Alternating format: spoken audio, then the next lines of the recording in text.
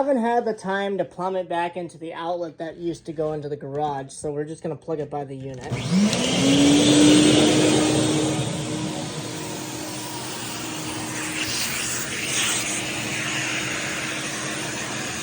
I love this machine. I understand why Ellen has one.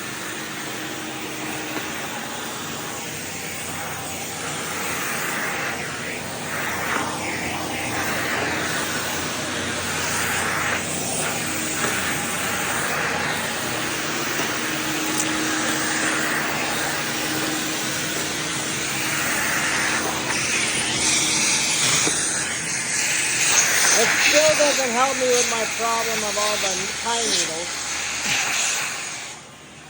but that's to be expected.